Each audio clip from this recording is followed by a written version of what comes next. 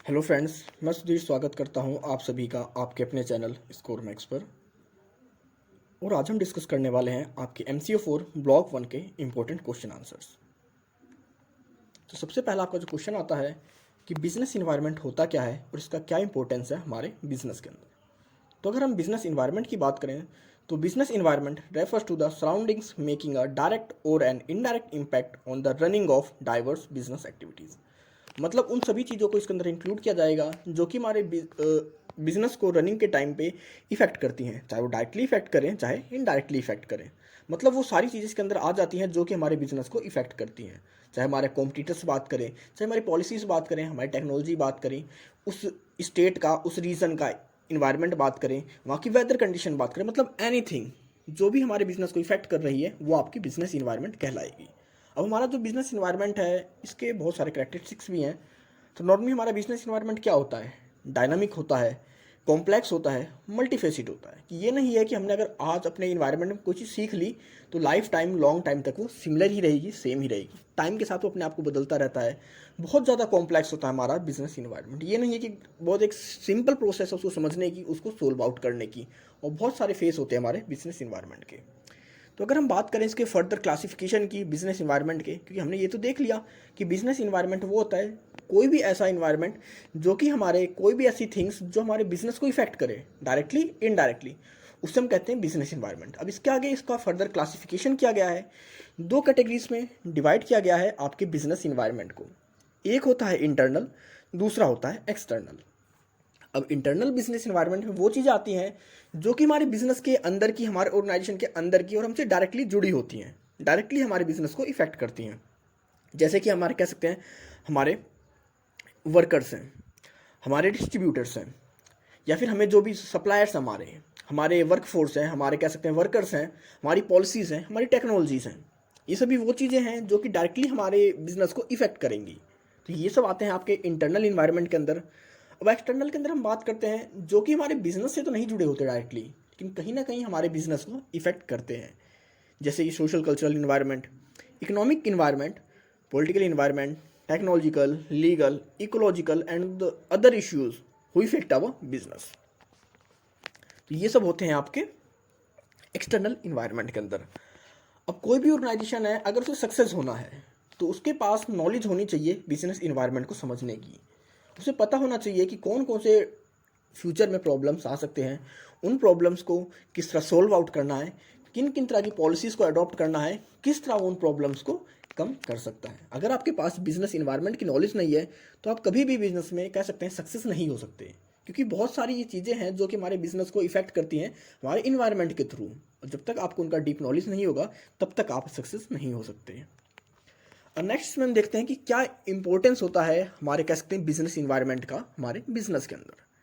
क्योंकि अगर हम बिजनेस इन्वायरमेंट को समझ जाते हैं, उसको सीखते हैं, उसको समझने की कोशिश करते हैं तो बहुत ज़्यादा हेल्प करता है हमारे बिजनेस के अंदर। तो सबसे पहला फैक्टर है डायनामिज्म ऑफ बिजनेस इन्वायरमेंट। कि हमारा जो बिजनेस का इन्वायरमेंट है वो ये नहीं है कि जो आज 10 साल पहले था वैसा इन्वायरमेंट आज भी है। अगर आप कंटिन्यू अपने बिजनेस इन्वायरमेंट को नहीं समझते चलोगे, नहीं सीखते चलोगे, उसके अंदर उनकी जो पॉलिसीज़ आ रही हैं, मतलब अगर आपको उसका नॉलेज नहीं है तो आप किस तरह अपने बिजनेस को कंटिन्यू आगे कर पाओगे। क्योंकि जब आपका इन्वायरमेंट बदलेगा तो उसके हिसाब से आपको अपनी पॉलिसीज़, आपको अपने रेगुलेशंस, आपको अपनी स्ट्रेटजीज़, आपको अपना रॉ मटेरियल्स, हर चीज़ को चेंज करने की ज़रूरत होगी। लेकिन चेंज तभी कर पाओगे जब आपके पास आपके बिजनेस इन्वायरमेंट का नॉलेज हो, उसकी समझ हो। दूसरा है कॉम्प्लेक्सिटी ऑफ बिजनेस इन्वायरमेंट।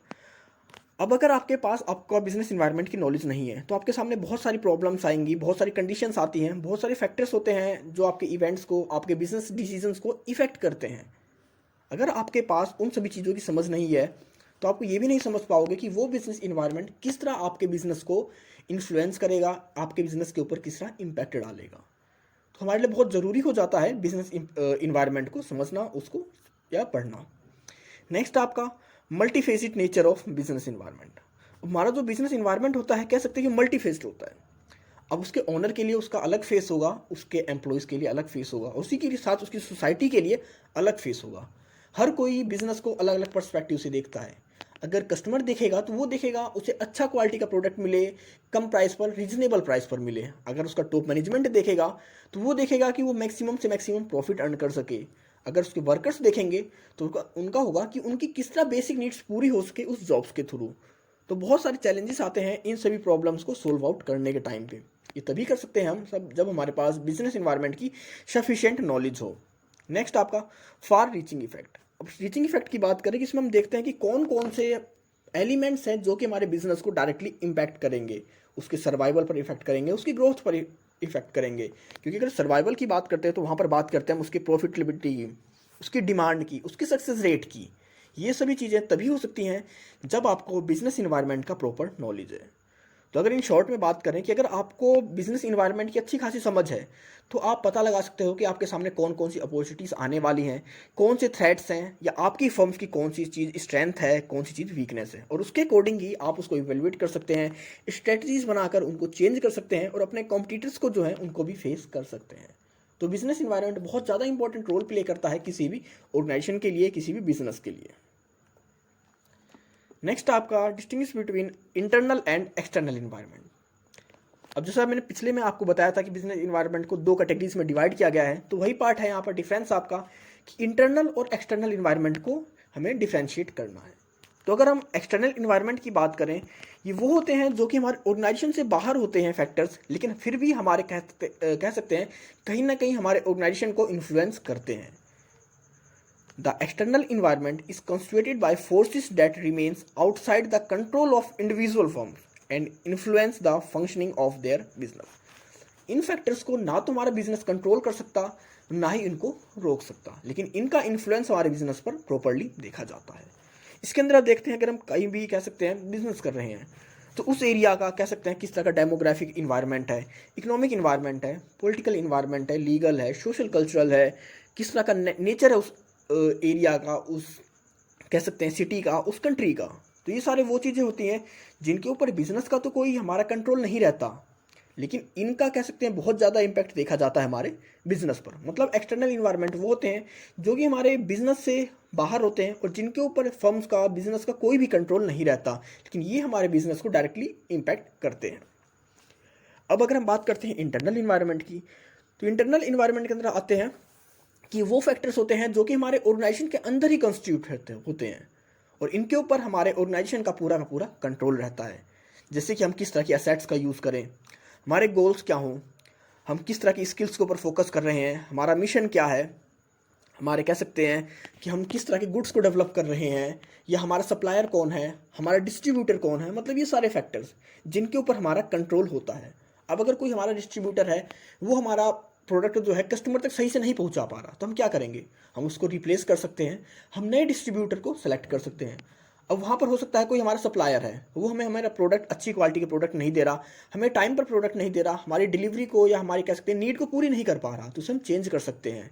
तो ये सब कुछ ऐसे फैक्टर्स होते हैं जिनके ऊपर कि किसी भी बिजनेस का प्रॉपर कंट्रोल होता है, जिन्हें कि बिजनेस कंट्रोल कर सकता है, और ये भी हमारे बिजनेस को डायरेक्टली इम्पैक्ट करते हैं। इनसे हम देखते हैं कि किस तरह हमारे जो बिजनेस की स्ट्रैटेजीज हों, इन फैक्टर्स को देखकर ही हम अपनी ऑर्गेनाइजेशन की स्ट्रैटेजीज को, अपने गोल्स को, अपने मिशंस को डिसाइड करते हैं। नेक्स्ट आता है आपका explain briefly major components of business environment and their impact on business. अगर हम बात करें कि अब जो हमारे इंटरनल इन्वायरमेंट होते हैं उनके अंदर भी दो तरह के फैक्टर्स आते हैं। एक होता है माइक्रो इन्वायरमेंट, दूसरा होता है मैक्रो इन्वायरमेंट। अब माइक्रो इन्वायरमेंट की बात करें तो इसमें ये होते हैं जो कि हमारे एकदम डायरेक्टली हमारे बिजनेस से जुड़े होते हैं। इसमें दो तरह के फैक्टर्स की बात करेंगे, दो तरह के इन्वायरमेंट की बात करेंगे।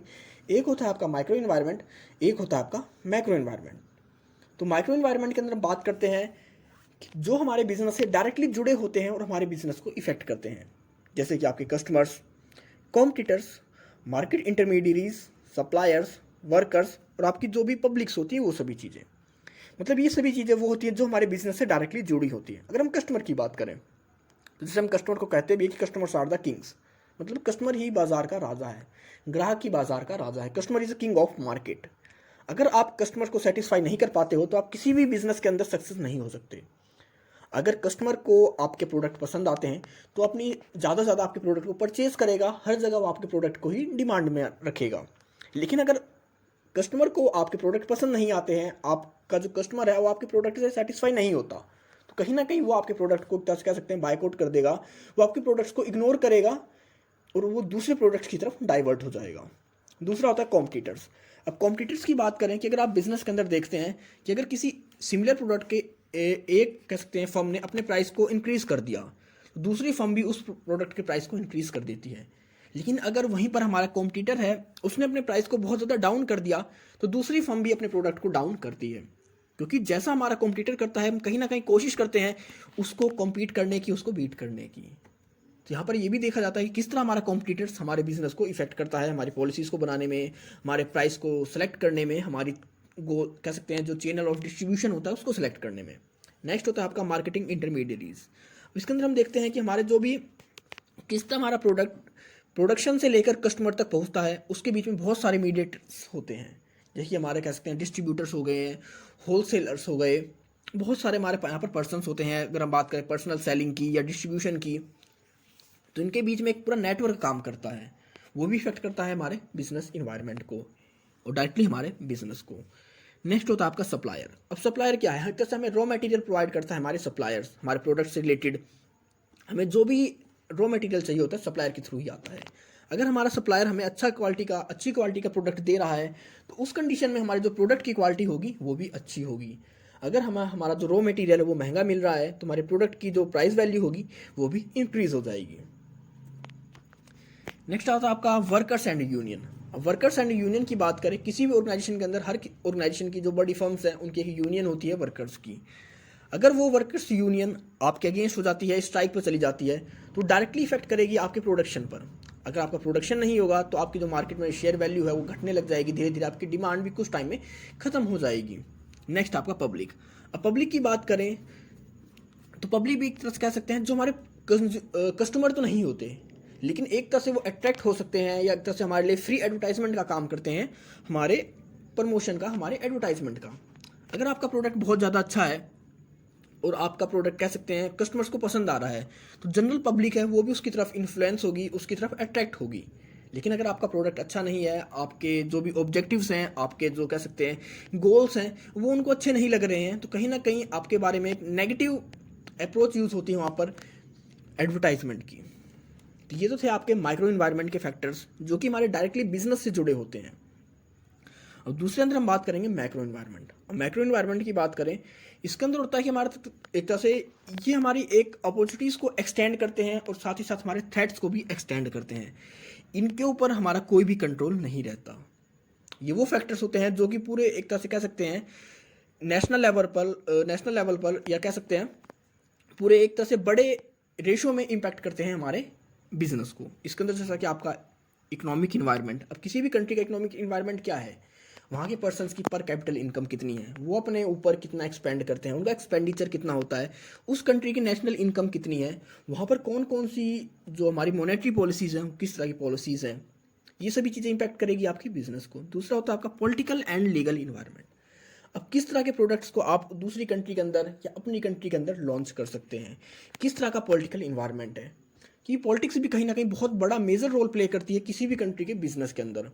अगर हम उस पॉलिटिकल या कह सकते हैं जो पॉलिटिकल पार्टी है इस टाइम किसी भी कंट्री में किसी भी रीजन में, अगर हम उसी के प्रोपेगेंडा के हिसाब से, उसी के कह सकते हैं विचारधारा के हिसाब से चलते हैं, तो हमारे बिजनेस को प्रॉफिट होगा। लेकिन अगर हम उसके अगेंस्ट जाते हैं तो हमें कह सकते हैं डिफिकल्टीज का सामना करना पड़ेगा। नेक्स्ट आपका सोशल कल्चरल इन्वायरमेंट। और सोशल कल्चरल इन्वायरमेंट के अंदर आप मैकडी या कह सकते हैं केएफसी जैसे एग्जांपल्स ले सकते हैं, क्योंकि जब ये इंडिया में आए तो इनका जो टेस्ट था, इनकी जो स्टफिंग थी प्रोडक्ट के अंदर, बर्गर्स के अंदर, वो टोटली डिफरेंट थी। मैकडी में क्या था, उनकी जो स्टफिंग थी वो हर कंट्री के हिसाब से अपनी स्टफिंग को चेंज करता है। तो वही कह सकते हैं सोशल कल्चरल इन्वायरमेंट। उन्होंने देखा कि इंडिया के अंदर किन चीज़ों का कल्चर है, किन चीज़ों को सोशली एक्सेप्ट किया गया है, उसके हिसाब से ही उन्होंने अपने प्रोडक्ट्स को डिज़ाइन किया और फिर दोबारा हमारे इंडिया के अंदर आके उन्होंने अपने आप को लॉन्च किया था। यही रीज़न है जो मैकडी हमारी कंट्री में फर्स्ट टाइम जब आई तो सक्सेस नहीं हुई थी, उसे बहुत बड़े फेलियर का सामना करना पड़ा था, क्योंकि वो बिना हमारे बिजनेस इन्वायरमेंट को रीड करे ही आ गए थे। तो उन्होंने हमारे बिजनेस इन्वायरमेंट को रीड करा, देखा, एनालाइज करा और उसके बाद दोबारा उन्होंने कुछ चेंजमेंट के साथ हमारी कंट्री में फिर से एंटर किया। नेक्स्ट आपका डेमोग्राफिक इन्वायरमेंट। अब डेमोग्राफिक के अंदर हम देखते हैं कि पॉपुलेशन किस तरह की है। हमारा जो प्रोडक्ट है, हो सकता है हम स्टेशनरी प्रोडक्ट डेवलप करते हैं और उस कंट्री की जो स्टूडेंट्स का जो रेशो है, स्टूडेंट्स की जो पॉपुलेशन है वो बहुत कम है, तो उस कंट्री में कभी भी हम सक्सेस नहीं हो सकते। हमें ये भी देखना होता है कि उस कंट्री कौन सी पॉपुलेशन सबसे ज़्यादा है, कौन है जो अपनी एक्सपेंडिचर बहुत ज़्यादा करता है, अपने ऊपर बहुत ज़्यादा एक्सपेंस करता है, उसके हिसाब से हम प्रोडक्ट को डिज़ाइन करें। अब अगर किसी कंट्री की कह सकते हैं फीमेल्स की जो पॉपुलेशन है बहुत कम है और उस कंट्री के अंदर हम बहुत ज़्यादा प्रोडक्ट लॉन्च करें फीमेल्स के लिए, तो तभी भी हमारे लिए कभी भी हमारे लिए कह सकते हैं एक सक्सेसफुल डिसीजन साबित नहीं होगा। तो हमें ये भी देखना होता है कि वहाँ का डेमोग्राफिक इन्वायरमेंट किस तरह का है। नेक्स्ट आपका टेक्नोलॉजिकल इन्वायरमेंट। अब टेक्नोलॉजिकल इन्वायरमेंट की बात करें तो यहाँ पर देखते हैं कि जो हम जहाँ पर भी अपने प्रोडक्ट को लॉन्च कर रहे हैं, जहाँ पे हमारा बिजनेस काम कर रहा है, वहाँ किस तरह की टेक्नोलॉजी को अडॉप्ट किया गया है, वहाँ के प्रोडक्ट क्या टेक्निकल प्रोडक्ट्स को एक्सेप्ट करते हैं या नहीं करते। अगर हम आज के टाइम भी गाँवों की बात करें तो वहाँ पर क्या होता है, मैक्सिमम आपके हैंडमेड प्रोडक्ट्स ही होते हैं। वो मशीन के जो प्रोडक्ट्स होते हैं उनको इतना प्रेफरेंस नहीं देते जितना कि वो हैंडमेड प्रोडक्ट्स को या जो लोकल प्रोडक्ट्स होते हैं उनको देते हैं। तो ये सभी चीज़ें भी आपको देखनी पड़ेंगी। नेक्स्ट आपका इंटरनेशनल इन्वायरमेंट। अब इंटरनेशनल इन्वायरमेंट के अंदर आती हैं आपकी इंटरनेशनल लेवल की जो भी रूल्स रेगुलेशंस हैं, आपकी ट्रेड की पॉलिसीज़ हैं, आपकी पेमेंट की पॉलिसीज़ हैं, आपकी टेक्नोलॉजिकल पॉलिसीज़ हैं, सोशो इकोनॉमिक पॉलिसीज़ हैं, आपकी स्टैंडर्ड्स हैं, आपके लाइसेंसीज हैं, वो किस तरह इम्पैक्ट करेंगे आपके बिजनेस को। और लास्ट आपका नेचुरल इन्वायरमेंट। अब नेचुरल इन्वायरमेंट के अंदर हम बात करेंगे कि जहाँ से हम भी बिजनेस कर रहे हैं वहाँ से हम किस तरह से अपने रॉ मटेरियल को कलेक्ट करेंगे, उस रॉ मटेरियल का वहाँ के इन्वायरमेंट पर क्या इम्पैक्ट पड़ता है, क्या वो हमें रॉ मटेरियल ईजिली मिल पाएगा नहीं मिल पाएगा, उसकी कितनी अवेलेबिलिटी है हमारे बिजनेस के लिए। तो ये सारे हमारे फैक्टर्स होते हैं जो कि हमारे बिजनेस को डायरेक्टली इम्पैक्ट करते हैं। नेक्स्ट है explain the concept of culture and it's main elements. Culture क्या होता है, उसके एलिमेंट्स कौन कौन से होते हैं। तो अगर हम कल्चर की बात करें तो कल्चर कोई एक सिंगल थिंग नहीं है। कल्चर के अंदर हम बहुत सारी चीज़ों को कॉन्स्टिट्यूट करते हैं, जैसे कि आपके एटीट्यूड्स, आपके फेथ्स, आपके बिलीव्स, आपके परसेप्शंस, इन सभी को हम कह सकते हैं कंबाइन कर कर किसी कल्चर को डेवलप करते हैं। तो कल्चर में होता क्या है, जैसे कह सकते हैं कुछ हमारी मान्यताएं होती हैं, कुछ हमारे एटीट्यूड्स होते हैं, कुछ हमारे फेथ्स होते हैं, कुछ हमारी कह सकते हैं परसेप्शंस होते हैं। जब इन सब चीज़ों को मिला दिया जाता है तो ही आपका कल्चर कहलाता है। अब कल्चर के अंदर हम बात करें हमारे एलिमेंट्स कौन कौन से हैं, तो कल्चर के पास हमारे पास जैसे कई एलिमेंट्स हैं। तो सबसे पहला हमारे पास नॉलेज एंड बिलीफ। किसी भी कल्चर की क्या जानकारी है, क्या उनके विश्वास है। हर कल्चर के कुछ ना कुछ बिलीफ्स होते हैं regarding to any product, any commodity, किसी भी चीज़ के रिगार्डिंग हो सकते हैं उनके बिलीफ। हो सकता है वो किसी ऐसे प्रोडक्ट को एक्सेप्ट ही ना करते हों। जैसे हमारे बिलीफ्स थे इंडिया के अंदर जब मैकडी ने एंटर किया कि वो गाय की बीफ का यूज़ किया करते स्टफिंग के लिए। हमारे बिलीफ्स थे कि वो एक तरह से उसे गॉड का दर्जा दिया गया है हमारी इंडियन कह सकते हैं बिलीफ्स के अंदर, हमारी सोसाइटी के अंदर, तो उसको हमने कभी भी एक्सेप्ट नहीं किया। यही रीज़न था उसके फेलियर होने का। नेक्स्ट होता है आपके आइडियल्स। अब हम आइडियल्स की बात करें कि किस चीज़ को हम सही मानते हैं, किस चीज़ को गलत मानते हैं। कुछ चीज़ें होती हैं कि बेशक वो गलत हैं लेकिन हम उनको सही मानते हैं। कहते हैं ना कि अगर कोई एक गलती से किसी का भला हो जाए, किसी का बेनिफिट हो जाए, अगर आपका एक झूठ किसी 100% या सोसाइटी के लिए बेनिफिशियल साबित हो तो वो आइडियल है, मतलब वो सही है। तो वो चीज़ें भी देखी जाती हैं कि क्या हमारे आइडियल्स हैं, क्या हमारे नॉर्म्स हैं। नेक्स्ट आपका प्रेफरेंस। अब प्रेफरेंस की अंदर बात करेंगे कि अगर हमारे पास कोई चॉइस होती है तो हम किस तरह की प्रेफरेंस का यूज़ करेंगे। हो सकता है हमारे सामने दो प्रोडक्ट हैं लेकिन हम किस तरह की प्रेफरेंस का यूज़ करेंगे उसके अंदर सिलेक्शन में, उनको चूज़ करने में, कौन सी चीज़ें हमें अट्रैक्ट करेंगी, कौन सी चीज़ें हमें अट्रैक्ट नहीं करेंगी। तो ये सारे आपके एलिमेंट्स होते हैं कल्चर के। तो अगर हम कल्चर की बात करें, कल्चर को एक शॉर्ट में डिफाइन करें, a culture of a place generally defines states and values. अगर कल्चर की बात करते हैं तो कल्चर क्या होता है, किसी भी एक स्पेसिफिक प्लेस की जो वहाँ के टेस्ट को, वैल्यूज़ को बताए, उसी को हम कहते हैं कल्चर। आप कहीं भी जाते तो बात करते हैं कि उस कंट्री का कल्चर ऐसे है, उस स्टेट का कल्चर ऐसा है। तो उसका मतलब क्या होता है, आप बताते हैं कि वहाँ का किस तरह का उनका टेस्ट है, किस तरह की उनकी वैल्यूज़ और किस तरह वो रहते हैं। तो उसी को हम एक तरह से कल्चर कह देते हैं। तो अगर आपको कह सकते हैं कहीं भी सक्सेस होना है तो आपको कल्चर का नॉलेज ज़रूरी है। आपको जो भी इसके एलिमेंट्स हैं उन चीज़ों की नॉलेज होनी चाहिए। कल्चर के अंदर अब आप क्या जाते हैं, फूड चॉइसेस, किस तरह के घरों में रहते हैं, किस तरह की एक्टिविटीज़ करते हैं, किस तरह की लैंग्वेज का यूज़ करते हैं, किस तरह की प्रेफरेंस होती है, किस तरह की चीज़ों से वो अट्रैक्ट होते हैं, किस चीज़ों को वो आइडियल्स मानते हैं। मतलब ये सारे फैक्टर्स आ जाते हैं आपके एलिमेंट्स के अंदर इसके कल्चर के। तो ये सभी आपका कॉन्सेप्ट होता है कल्चर का और ये उसके एलिमेंट्स होते हैं। नेक्स्ट आपका how does social cultural environment affect business decision making.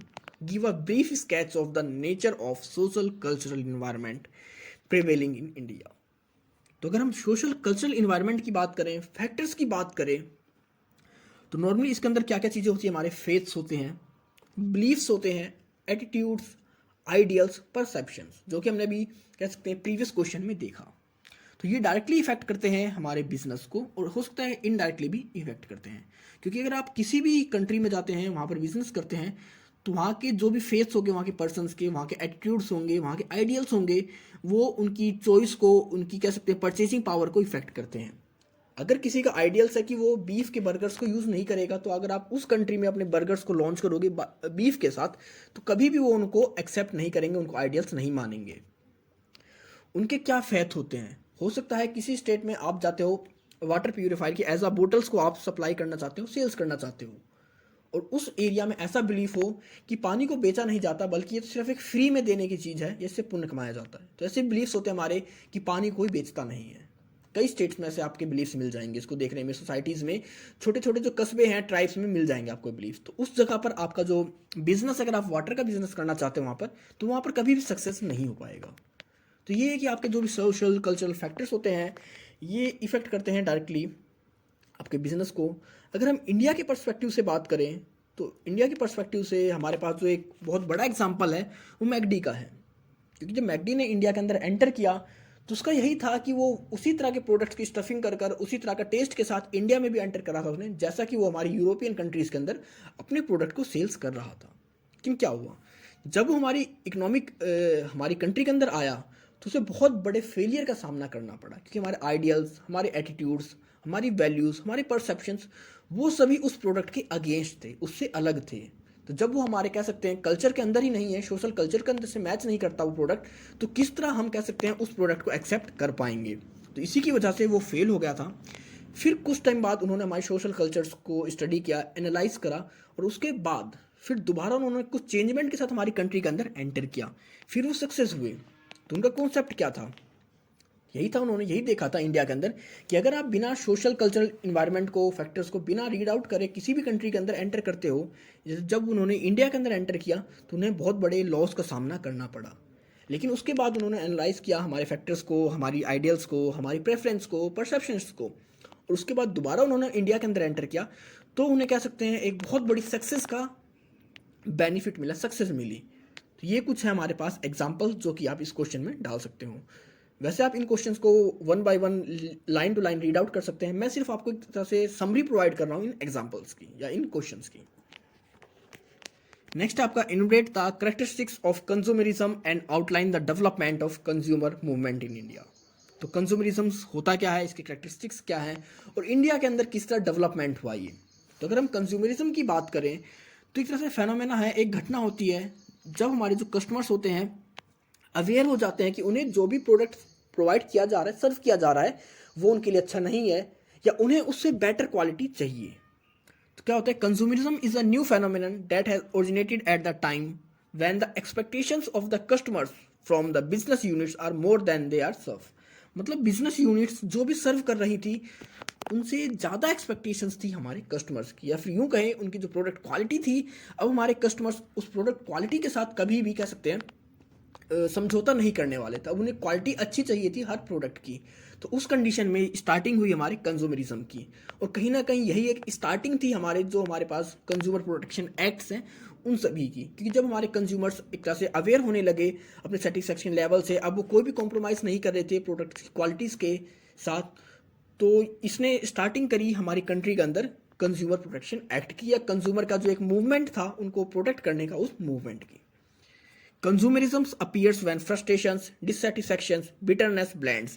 It can be defined as a fight of customers against the illegal work being performed by certain business entities. तो एक तरह से क्या देखा गया आपके कंज्यूमरिज्म में स्टार्टिंग में, जब हमारे कस्टमर्स फ्रस्ट्रेशन में आने लग गए, डिससेटिस्फाई हो गए हमारे प्रोडक्ट से, या वो उन्हें हमारे जो प्रोडक्ट्स थे अब अच्छे नहीं लगे। इसका रीज़न क्या था, हमारे अब जो बिजनेस एंटिटीज़ थी वो अपने काम को अच्छे से नहीं कर रही थे, उन सभी ने अपनी प्रोडक्ट्स की क्वालिटी से समझौता कर लिया था, प्रॉफिट के चक्कर में उन्होंने अपनी क्वालिटीज़ को धीरे धीरे डिग्रेड कर दिया था।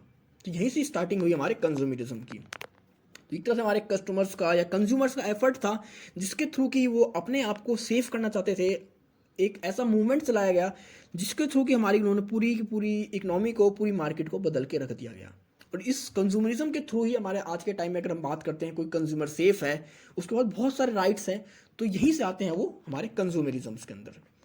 तो कंज्यूमरिज्म की अगर हम बात करें कि किस किस स्टेज में डेवलप होता है, तो सबसे पहली स्टेज होती है जब कंज्यूमर्स अवेयर होते हैं कि उनको जो प्रोवाइड दिया जा रहा है, उनको जो प्रोडक्ट दिए जा रहे हैं वो ठीक हैं या नहीं है, उनकी क्वालिटीज़ के बारे में कैसे पता लगता है उनको, न्यूज़पेपर से, मैगजीन से या किसी से सुनते तो उन्हें पता लग जाता है कि हाँ ये प्रोडक्ट अच्छा नहीं है, या उसके बारे में किसी से सुन लेते हैं बातचीत करते हुए। अब उन्हें पहले में पता लग जाता है कि ये प्रोडक्ट अच्छा नहीं है, तो दूसरी स्टेज में क्या करते हैं, उस प्रोडक्ट को बॉयकॉट कर देते हैं, मतलब उसका यूज़ करना बंद कर देते हैं बिल्कुल ही, अब उस प्रोडक्ट को यूज़ नहीं करेंगे। अब तीसरी स्टेज में क्या होता है, तीसरी स्टेज में होता है कि अगर कोई यूज़ कर रहा था, उसे कोई लॉस हुआ, तो उसके बारे में वो केसेस करेगा, अपनी कह सकते हैं उसकी लेबोरेटरी टेस्टिंग कराएगा, उसके अगेंस्ट केस फाइल करेगा जिससे कि कस्टमर सेटिस्फाइड नहीं था। अब चौथे में क्या होता है, फाइनली जो फोर्थ स्टेज होती है, फोर्थ स्टेज में हुआ कि हमारा फिर जो एक कंज्यूमर प्रोटेक्शन एक्ट था 1986, उसको डेवलप किया गया, इसको इंट्रोड्यूस किया गया, जिसके थ्रू कि हमारे अब जो कस्टमर्स हैं उनको, या हमारे जो कंज्यूमर्स हैं उनको सिक्योरिटी प्रोवाइड या उनको जो प्रोटेक्शन दी जा सके इन प्रोडक्ट्स के साथ। तो इसके अंदर हमारे कुछ एम्स थे कि क्यों इस प्रोटेक्शन एक्ट को लाया गया। तो सबसे पहला हमारा एम था कि हमारे जो भी कंज्यूमर्स हैं उनको सेफ्टी प्रोवाइड करने की, राइट टू सेफ्टी। उनके पास जो भी प्रोडक्ट हैं, अगर उन प्रोडक्ट्स की वजह से उन्हें कोई कह सकते हैं डैमेज होता है, कोई लॉस होता है, कोई उनको हैजार्डियस इफेक्ट दिखता है उनकी लाइफ पर, उनकी प्रॉपर्टी पर, तो उसके अगेंस्ट वो ऑर्गेनाइजेशन उनको लॉस को, जो भी लॉस को क्लेम करते हैं उसको रिकवरी करेगी, उसकी पेमेंट करेगी। दूसरा था आपका, it also helps in maintaining right to inform about the standard in quality, purity, standards and quantity. अब आपका जब कंज्यूमर प्रोटेक्शन एक्ट आ गया, तो इसके बाद ही इसने क्या श्योर किया कि अब उन्हें जो प्रोडक्ट मिल रहे थे, उनकी क्वालिटी, उनकी प्योरिटी, उनकी स्टैंडर्ड, क्वांटिटी, सब कुछ बेटर मिले, अच्छा मिले, जिससे कि हमारी जो लाइफ है वो अच्छी हो सके। नेक्स्ट था आपका इसका जो aim, it also promise the right to be heard and also be the assured of right actions and when the raise his voice against any due concern. इसमें था कि अगर किसी ऑर्गेनाइजेशन ने किसी प्रोडक्ट्स के साथ ऐसा किया है जिसने वो क्वालिटी प्रोवाइड नहीं करी कंज्यूमर्स को जिसके लिए कि उन्होंने पेमेंट करी थी, हो सकता है आपने कोई प्रोडक्ट परचेज किया, आपने पेमेंट कर दी, लेकिन आपको प्रोडक्ट खराब क्वालिटी का सेल कर दिया गया, या आपको एक्सपायरी प्रोडक्ट दे दिया गया, मतलब ऐसा कोई भी, या कोई इसमें डिफेक्ट था, वो प्रोडक्ट आपको दे दिया गया, तो उस कंडीशन में वो कंज्यूमर के पास कौन कौन से राइट्स होंगे, किस तरह उसे जो लॉस हुआ है किस तरह उसकी रिकवरी कर पाएगा, किस तरह के एक्शंस लिए जाएंगे, ये आपका ये भी मेन एम्स था इस प्रोटेक्शन एक्ट का। नेक्स्ट आपका, this act also ensures the right of redressal against series of unfair trade policies या प्रैक्टिसेस। अगर कोई बात करते हैं जो भी आपकी कह सकते हैं अनफेयर एक्टिविटीज़ हैं, अगर उनको कोई करता है तो उसके अगेंस्ट किस किस तरह के एक्शंस लिए जाएंगे, उन सभी के बारे में भी, उन सभी को भी पहले से क्लियर करना हमारा एम था इस कंज्यूमर एक्ट को लाने का। और लास्ट था कि हमारा कंज्यूमर एजुकेशन, इसके अंदर हमारे कंज्यूमर्स को बताया जाता है कि कौन कौन से उनके एक्ट्स है, कौन कौन से उनके पास राइट्स हैं, कि अगर उनके साथ कोई धोखाधड़ी करता है, उन्हें कोई ख़राब प्रोडक्ट देता है, तो किस राइट्स का यूज़ कर कर वो अपने आप को सिक्योर कर सकते हैं, अपने आप को प्रोटेक्ट कर सकते हैं। तो अगर हम शॉर्ट में बात करें तो इसका जो एम था हमारे कंज्यूमर्स को अच्छे प्रोडक्ट प्रोवाइड करना, जो भी हमारे कह सकते हैं अनफेयर ट्रेड प्रैक्टिसेस करते हैं उनको रोकना, अगर किसी के साथ कोई भी कह सकते हैं अनट्रेड या अनफेयर एक्टिविटीज़ होती कंज्यूमर्स के साथ, उन्हें कोई रॉन्ग प्रोडक्ट दिया जाता है, सेल कर दिया जाता है, तो उस कंडीशन में उनके पास कौन कौन से राइट्स हैं, कहाँ पर वो केस फाइल कर सकते हैं, उन्हें किस तरह अपना जो भी उनका लॉस हो उसको किस तरह रिकवर किया जा सकता है, हमारे कस्टमर्स को अच्छी क्वालिटी के प्रोडक्ट्स मिले, अच्छी क्वांटिटी के प्रोडक्ट्स मिले, इन सभी चीज़ों को फोकस कर इस एक्ट को बनाया गया था। नेक्स्ट क्वेश्चन आपका, why should business be concern with resolving social problems, explain briefly and state the benefits likely to be derived in the long run by socially responsive companies. अब एक तरह से कह सकते हैं सोशल प्रॉब्लम्स होती क्या हैं। अगर कोई भी ऑर्गेनाइजेशन की बात करते हैं तो अगर कोई भी प्रोडक्शन करता है तो हो सकता है कुछ प्रॉब्लम्स उसकी वजह से जनरेट होती हैं और कुछ प्रॉब्लम उस सोसाइटी में पहले से ही एग्जिस्ट होती हैं। अगर हम बात करते हैं उन प्रॉब्लम्स को सोल्व करने की, जिसे कि हम कह सकते हैं कॉर्पोरेट सोशल रिस्पॉन्सिबिलिटी की नाम दिया जाता है, अगर हम उन सभी प्रॉब्लम्स को एक्सेप्ट करते हैं और वहाँ पर उसको डेवलप करते हैं उस सोसाइटी के बेटरमेंट के लिए, तो ये हमारे तरफ से बेनिफिशियल होता है। क्योंकि अगर आप कस्टमर्स की, उस सोसाइटी की प्रॉब्लम्स को दूर कर रहे हो, उनकी प्रॉब्लम्स को शॉर्ट आउट कर रहे हो, जिसके थ्रू कि उनको जो ग्रोथ होती है, उनको जो एक अच्छी लाइफ स्टाइल मिले, तो वो कहीं ना कहीं डायरेक्टली इम्पैक्ट करेगी आपके बिजनेस ग्रोथ को। क्योंकि जब वो कस्टमर्स देखेंगे आपके प्रोडक्ट को, वो सोसाइटी आपके प्रोडक्ट्स को देखेगी, तो ये नहीं देखेगी आपके प्रोडक्ट्स किस तरह हैं, कहीं ना कहीं फिर इस तरह जज करने लग जाती है कि हाँ ये हम अपनी सोशल रिस्पॉन्सिबिलिटी को बहुत ज़्यादा निभाता है, इसके एथिक्स ऐसे हैं, इस हमारी सोसाइटी में ये प्रॉब्लम्स थी, ये हमारी सोशल प्रॉब्लम्स को दूर करने के लिए मतलब इसने ये स्टेप्स करे हैं। चाहे आप मेडिकल कैंप की बात करें, एजुकेशन के ऊपर बात करें, वहाँ के इन्वायरमेंट के लिए बात करें, मतलब आपके पास बहुत सारे ऐसे स्टेप्स हैं जिनको लेकर आप उनकी सोशल प्रॉब्लम्स को दूर कर सकते हैं। और साथ ही साथ इनका क्या बेनिफिट मिलेगा आपको लॉन्ग टर्म में, क्योंकि अब वो कस्टमर्स आपके प्रोडक्ट्स को, आपने जो काम किया है वहाँ पर प्रॉब्लम सॉल्व करी है, उनकी तरह से देखने लग जाएंगे। क्योंकि अगर कोई भी बिजनेस है, अगर वो अपनी सोशल प्रॉब्लम्स को या सोशल रिस्पॉन्सिबिलिटीज़ जो होती हैं उनको पूरी करता है तो उसको बेनिफिट होता है। बेसिकली अगर हम बात करें, हमारी ये एक तरह से जिम्मेदारी भी बन जाती है सोशल रिस्पॉन्सिबिलिटीज़ को पूरी करना। क्योंकि हम किसी ऑर्गेनाइजेशन के अंदर काम कर रहे हैं तो उसके लिए हमें बहुत सारे रॉ मटेरियल्स की नीड होती है, ह्यूमन रिसोर्सेज की नीड होती है, हमें कह सकते हैं उस सोसाइटी की हेल्प की नीड होती है। तो बिना किसी भी सोसाइटी के हम किसी भी ऑर्गेनाइजेशन को स्टैंड नहीं कर सकते। तो जब हमने उस सोसाइटी से सब कुछ लिया ही है, हमारे कह सकते हैं रॉ मटेरियल्स हैं, हमारे कह सकते हैं हमारे जो वर्कर्स हैं, हमारी जो टेक्नोलॉजी को यूज़ करने वाले लोग हैं, हमारे शेयर होल्डर्स हैं, हमारी जो गवर्नमेंट है, कहीं ना कहीं उस सोसाइटी से ही आती है। तो उनके बेटरमेंट के लिए भी हमें काम करना चाहिए। और जब हम उनके बेटरमेंट के लिए काम करते हैं, उनकी प्रॉब्लम्स को सॉल्व करने के लिए काम करते हैं, तो इसके थ्रू क्या होता है, हम मनी तो डेवलप करते ही हैं धीरे धीरे, लेकिन कहीं मनी के साथ अपनी एक जो गुडविल होती है, अपनी एक इमेज होती है ऑर्गेनाइजेशन की, उसको भी डेवलप करते हैं। अगर आप अपनी इमेज को डेवलप करते हैं, अपनी गुडविल को डेवलप करते हैं, तो शॉर्ट टर्म में तो आपको हो सकता है लॉस हो जाए उस एरिया में, उस रीजन में, क्योंकि शॉर्ट टर्म में आपको कोई प्रॉफिट नहीं मिल रहा। लेकिन जब लॉन्ग टर्म की बात करते हैं तो लॉन्ग टर्म में हमें प्रॉफिट होता है डायरेक्टली या इनडायरेक्टली उन एक्टिविटीज़ के थ्रू। जैसे हम टाटा ग्रुप की बात करते हैं, तो टाटा ग्रुप का कोई भी प्रोडक्ट आता है तो हम क्या करते हैं कि हाँ इसकी जो सोशल रिस्पॉन्सिबिलिटी पूरी करते हैं, बहुत ज़्यादा इन्वेस्ट करते हैं अपनी सोशल प्रॉब्लम्स को दूर करने में। इनका जो CSR होता है ये हर साल उसको पब्लिश करते हैं, और इस टाइम में शायद हाईएस्ट जो CSR कोई अगर फिल कर रहा है अपना, या सबसे ज़्यादा इन्वेस्ट करता है CSR के ऊपर, कॉर्पोरेट सोशल रिस्पॉन्सिबिलिटी के ऊपर, या जो सोशल प्रॉब्लम्स होती है उनको दूर करने के लिए, तो टाटा ग्रुप ही है। तो अब हम उसके प्रोडक्ट्स को भी कहीं ना कहीं उसकी सोशल रिस्पॉन्सिबिलिटीज़ की तरह, उसके एथिक्स की तरह, उसके मॉरल्स की तरह ही जज करते हैं कि हाँ अगर कोई टाटा का प्रोडक्ट आया है तो मतलब वो प्रोडक्ट अच्छा ही होगा, क्योंकि वो पर्सन प्रॉफिट को ना देखकर सोसाइटी की प्रॉब्लम्स को दूर करने के लिए इतना ज़्यादा वर्क करता है। तो यही है कि अगर कोई भी ऑर्गेनाइजेशन अपनी सोशल रिस्पॉन्सिबिलिटी को रिकग्नाइज कर गया, उसे रियलाइज़ कर गया अपनी रिस्पॉन्सिबिलिटी को, तो लॉन्ग टर्म में वो बहुत ज़्यादा प्रॉफिट अर्न करेगा, वो ऑर्गेनाइजेशन भी बहुत ज़्यादा सक्सेस होता है। नेक्स्ट आपका give 5 argument in justify business enterprises assuming social responsibility and enumerate corporate social responsibility efforts made in India. कि कौन से ऐसे 5 फैक्टर्स हैं जिनकी वजह से कोई भी हमारा जो बिजनेस है उसे रिस्पॉन्सिबिलिटीज़ पूरी करनी चाहिए। तो सबसे पहले अगर हम बात करते हैं कि अगर कोई भी बिजनेस रन होता है, कोई ग्रो करता है, तो ग्रो करेगा तो बिजनेस होएगा, तो बिजनेस अगर प्रॉफिट होएगा तो उसकी कुछ ना कुछ रिस्पॉन्सिबिलिटी बनती है सोसाइटी के टुवार्ड्स भी, स्टेक होल्डर्स के टुवार्ड्स भी, उस ऑर्गेनाइजेशन के हिसाब से भी। क्योंकि अगर आप उस सोसाइटी को छोड़ दोगे और वहाँ पर सिर्फ आप प्रॉफिट की बात करोगे तो कभी भी आप सक्सेस नहीं हो सकते। अगर आप बात करते हैं, आपने अगर अपने ऑर्गेनाइजेशन के अंदर आपके जो प्रॉब्लम सॉल्विंग है या आप सोशल रिस्पॉन्सिबिलिटीज़ को पूरा कर रहे हैं, अगर आप इस इथिक्स को, इन मोरल्स को अपने ऑर्गेनाइजेशन के अंदर ले आओगे, तो कहीं ना कहीं इसका इफेक्ट, इसका चेंजमेंट आपके ऑर्गेनाइजेशन के अंदर भी देखने को मिलेगा। अब आपके जो एम्प्लॉयज़ होंगे वो भी उसी तरह सोचेंगे, उसी तरह वर्क करेंगे जिस तरह की आप सोसाइटी की प्रॉब्लम्स को सोल्व आउट कर रहे हो। तो उसी तरह अगर आपके ऑर्गेनाइजेशन के अंदर कोई प्रॉब्लम्स होते हैं, कोई कह सकते हैं इश्यूज आते हैं, तो वो भी उनको उसी तरह कंसीडर करेंगे जिस तरह की आप बाहर की प्रॉब्लम्स को कंसीडर करते हैं।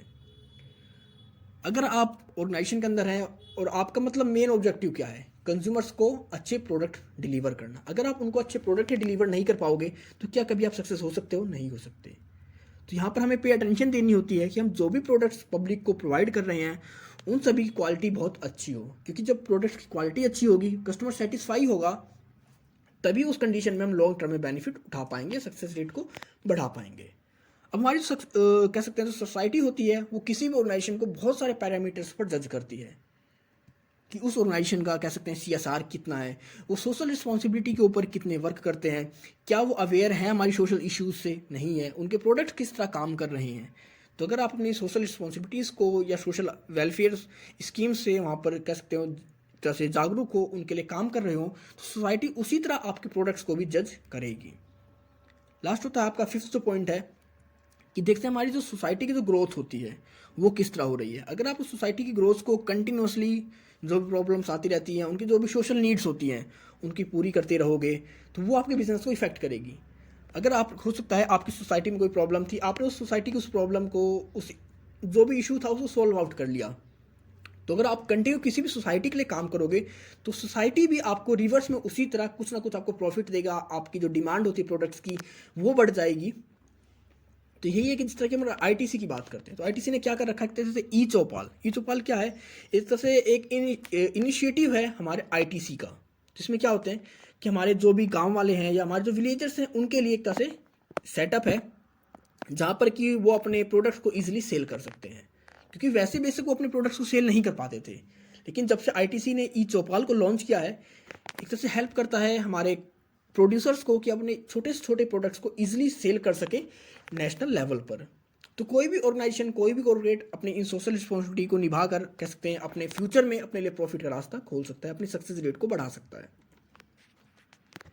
नेक्स्ट आपका, explain the concept of political environment and discuss how the ideology of the political party in power and political stability influence the business in a country. अगर पॉलिटिकल इन्वायरमेंट की बात करें तो किसी भी कंट्री का पॉलिटिकल इन्वायरमेंट क्या है, वो डायरेक्टली इफेक्ट करता है हमारे ऑर्गेनाइजेशन को। जैसे कि अगर आप बात करते हैं, आपने किसी कंट्री में ऑर्गेनाइजेशन को सेटअप करना है, आपको फर्म खोलनी है, तो आप सबसे पहले ये देखोगे कि वहाँ की जो पॉलिटिकल स्टेबिलिटी है या नहीं है, आपकी कंट्री के पॉलिटिकल इन्वायरमेंट, पॉलिटिकल रिलेशन उस कंट्री के साथ अच्छे हैं या नहीं है। अगर हमारे पॉलिटिकल रिलेशंस उस कंट्री के साथ या उस पॉलिटिकल लीडर के साथ या पॉलिटिकल पार्टी के साथ अच्छे हैं, तो उनकी जो पॉलिसीज़ होंगी वो हमारे फेवर में होंगी, हमारे लिए फेवरेबल होंगी पॉलिसीज़। अगर किसी कंडीशन में हमारा उस पॉलिटिकल, कह सकते हैं, पार्टी से या पॉलिटिकल जो भी इन्वायरमेंट है उसके अगेंस्ट हैं हम, तो कभी भी हम वहाँ पर सक्सेस नहीं हो सकते, क्योंकि वो जो पॉलिसीज़ बनाई जाएंगी, रूल्स होंगे, रेगुलेशंस होंगे, उनमें हमें कोई भी फ्लेक्सिबिलिटी नहीं होगी। अगर हम उस पॉलिटिकल इन्वायरमेंट के फेवर में हैं तो वहाँ पर रूल्स रेगुलेशंस में हमें फ्लेक्सिबिलिटी भी मिल जाएगी। वहाँ पर कह सकते हैं नए नए रूल्स को लाया जाएगा जिसके थ्रू कि वो इन्वायरमेंट में आपको हेल्प करे आपके बिजनेस को ग्रोथ करने में। अब पॉलिटिकल इन्वायरमेंट के अंदर हम बहुत सारी बात कर सकते हैं, इवेंट्स देख सकते हैं, जैसे कि आपका अयोध्या बाबरी एपिसोड था, जिसमें क्या हुआ था, हमारी जो पॉलिटिकल स्टेबिलिटी थी वो एक तरह से बहुत ज़्यादा हो गई थी, अनस्टेबल हो गई थी हमारी जो पॉलिटिकल पार्टीज थी, पॉलिटिकल इन्वायरमेंट था। जब हमारे जो भी पॉलिटिकल इन्वायरमेंट अगर वो अनस्टेबल हो जाता है तो वहाँ पर हमारा जो कह सकते हैं एफडीआई है, या हमारी जो डिमांड होती है किसी भी प्रोडक्ट्स की, या हमारी जो इकोनॉमी होती है वो पूरी तरह से हिल जाती है, पूरी तरह से एक तरह से स्टेबल नहीं, अनस्टेबल हो जाती है। सब कुछ चेंज होता है, चाहे हमारी डिमांड हो, चाहे हमारा प्रोडक्ट हो, चाहे हमारा प्रोडक्शन होता है, हर चीज़ के ऊपर इफेक्ट देखा जाता है हमारे पॉलिटिकल इन्वायरमेंट्स का। इसी की तरह जैसे कि अगर आप बात करते हैं पॉलिटिकल इन्वायरमेंट की, आज के टाइम पे बहुत सारी ऐसी पॉलिटिकल पार्टीज़ हैं, पॉलिटिकल इन्वायरमेंट फैक्टर्स हैं जो कि किसी ऑर्गेनाइजेशन को चलाने के लिए हेल्प करते हैं। अगर आप महाराष्ट्र की बात करें, अगर आप वहाँ पर शिवसेना की आइडियोलॉजी से मैच करते हैं, उनके साथ काम करते हैं, तो वहाँ पर आपके लिए बिजनेस करना काफ़ी, कह सकते हैं, आसान होगा, आपके लिए काफ़ी ईजी होगा। अगर आप वहाँ पर उनके अगेंस्ट काम करते हो, उनकी पॉलिसीज़ से आप फेवर नहीं लेना चाहते या उनकी पॉलिसीज़ को आप फॉलो नहीं करते, तो वहाँ पर आपके लिए ट्रेड करना ईजी नहीं होगा। तो ये भी आपको देखना होता है कि आप जिस कंट्री में, जिस स्टेट में, जिस रीजन में आप ट्रेड करना चाह रहे हो, आप बिजनेस करना चाह रहे हो, वहाँ की पॉलिटिकल कंडीशंस क्या हैं, पॉलिटिकल, कह सकते हैं, इन्वायरमेंट क्या है, वो आपको प्रमोट करेंगे, आपको हेल्प करेंगे आपको बिजनेस स्टैब्लिश करने में या नहीं। इसके साथ ही साथ आपकी बहुत सारी ऐसी इस टाइम पार्टीज़ हैं जो कि डायरेक्टली इफेक्ट कर रही हैं हमारे बिजनेस को, तो आप एग्जाम्पल्स के अंदर देख सकते हैं। नेक्स्ट क्वेश्चन है आपका, state the rational behind government intervention in the Indian economy till the mid 90s and outline its change role in the post liberalised era. कि कौन कौन से फैक्टर्स थे जिसकी वजह से हमारी गवर्नमेंट को इंटरवेंशन करना पड़ा इंडियन इकोनॉमी के अंदर 90s के अंदर। तो अगर हम इसकी बात करें कि कौन कौन से रीजंस थे, कौन कौन से फैक्टर्स थे, तो सबसे पहले हम बात करेंगे कि जो इंडिया है उसके अंदर बहुत सारी प्रॉब्लम्स फेस कर रही थी आफ्टर इंडिपेंडेंस की। जब इंडिपेंडेंस, हमें आज़ादी मिली, तो हमारा कोई भी इतना अच्छा, हमारे पास इंफ्रास्ट्रक्चर अवेलेबल नहीं था कि हम किस तरह अपने अनएम्प्लॉयमेंट को घटा सके, अपनी पॉवर्टी को घटा सके। हमारे पास जो इंडस्ट्रियल स्ट्रक्चर था वो भी इतना अच्छा नहीं था कि हम वर्ल्ड लेवल पर या अपनी डिमांड को पूरी कर सकें। तो इन सभी चीज़ों को चेंज करने की नीड थी, हमें एक ऐसी इकोनॉमी की नीड थी जिसके अंदर कि प्राइवेट और गवर्नमेंट दोनों का बराबर का पार्टिसिपेशन हो। तो कुछ यही हमारे फैक्टर्स थे जिनकी वजह से हमारी गवर्नमेंट को इंटरवेंशन करना पड़ा इंडियन इकोनॉमी के अंदर। अब इसके अंदर देखेंगे कि कौन कौन से फैक्टर्स थे, कौन कौन से इनिशिएटिव्स थे जो हमारी गवर्नमेंट ने लिए थे 1990s के अंदर, कि हमारी इंडियन जो इकोनॉमिक्स थी उन रिफॉर्म्स के अंदर उनको उनमें रिफॉर्म्स लाए और अपनी इकोनॉमी को स्ट्रॉन्ग करा। तो सबसे पहला हमारा जो इनिशिएटिव था हमारी गवर्नमेंट का वो था एबोलिशन ऑफ इंडस्ट्रियल लाइसेंसिंग।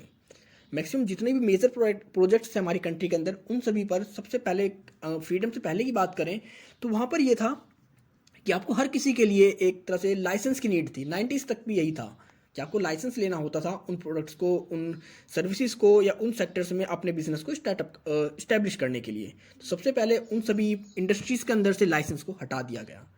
अब जो भी प्राइवेट इन्वेस्टर्स थे वो फ्री थे, वो उन सेक्टर्स के अंदर, उन इंडस्ट्रीज़ में अपना सेटअप कर सकते थे, उसके अंदर अपना कह सकते हैं अपने आप को स्टैब्लिश कर सकते थे।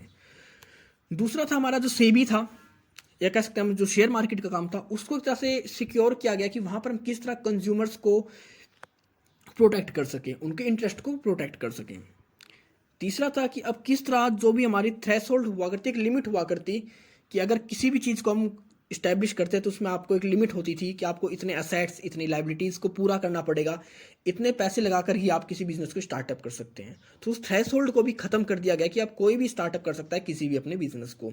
मतलब इन शॉर्ट में कुछ ऐसी लिस्ट रही होगी उनके लिए बात करी गई है। इसके बाद आपका जो FDI था उसको भी अप्रूवल दे दिया गया कि 51% तक आप जो FDI है वो ला सकते हैं किसी भी दूसरी कंट्री से। इससे पहले हमारी कंट्री में FDI के ऊपर बहुत सारी रेस्ट्रिक्शंस थी। अब हमारी कंट्री को एक तरह से ओपन कर दिया गया था, लिबरलाइज कर दिया गया था। कोई भी दूसरी कंट्री अगर हमारी कंट्री के अंदर अपना स्टार्टअप कर सकती है, या हमारी कंट्री का कोई भी कह सकते हैं फर्म है वो दूसरी कंट्री से 51% तक फॉरेन डायरेक्ट इन्वेस्टमेंट ले सकता है।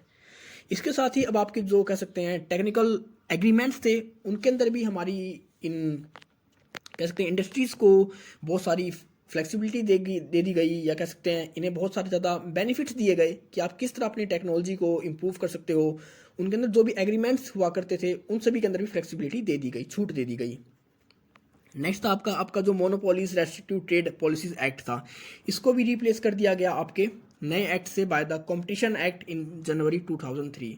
मतलब एक तरह से यहाँ पर ये कह सकते हैं कि हमारी इकोनॉमी को पूरी तरह से ओपन कर दिया गया था इंटरनेशनल लेवल के लिए। मतलब हमारी इकोनॉमी को एक ग्लोबल विलेज में डेवलप कर दिया गया था कि आप वर्ल्ड में किसी भी कंट्री से ट्रेड कर सकते हैं। कोई भी अगर हमारी इकोनॉमी में कह सकते हैं बिजनेस स्टार्टअप कर सकता है, FDI आ सकती है, दूसरी कंट्री से हम कह सकते हैं किसी भी टेक्नोलॉजी को इंपोर्ट कर सकते हैं, एक्सपोर्ट कर सकते हैं। हमें अब किसी लाइसेंस की नीड नहीं थी मैक्सिमम इंडस्ट्रीज़ के लिए।